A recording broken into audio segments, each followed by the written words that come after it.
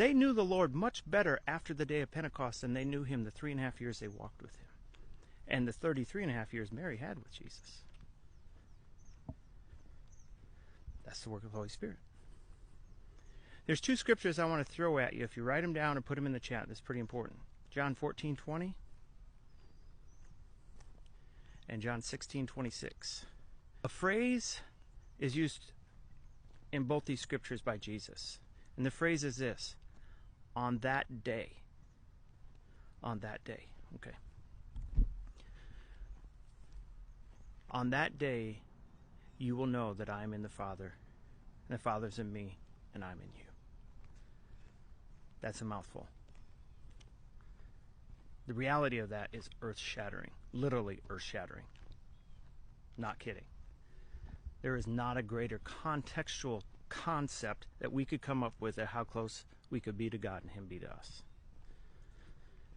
So, what is the day he's talking about? So you have 3 feasts in early spring, and then you have 50 days from first fruits to Pentecost, okay? Which will be the resurrection of Christ. 50 days is Pentecost. That's what we see from the Passover ceremony.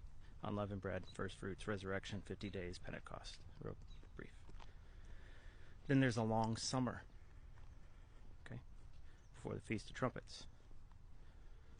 But what I want to talk about is that day of Pentecost, because that's the day he's speaking of.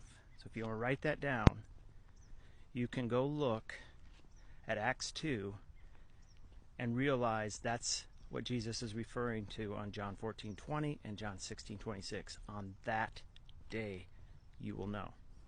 And that's where I get that information. Like, Tony, how do you know these people knew him better?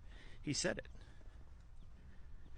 That's the day. When Jesus baptized us in the Spirit, we're immersed. I don't think there's a good word, and it's this Greek word baptismo really didn't get transferred any different. It's baptism. Oh, okay.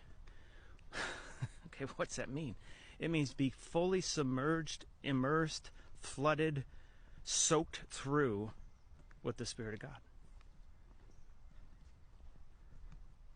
Yeah, that's hard to stay in that. Most of us leak out as soon as we get filled up with our attitudes. But that is the day when the Spirit of the Lord comes upon us, that we are revealed that. Many people have come to Christ and then walked away and wonder why they're dead spiritually, can't connect with the Lord. It's because the oil's gone. The very person that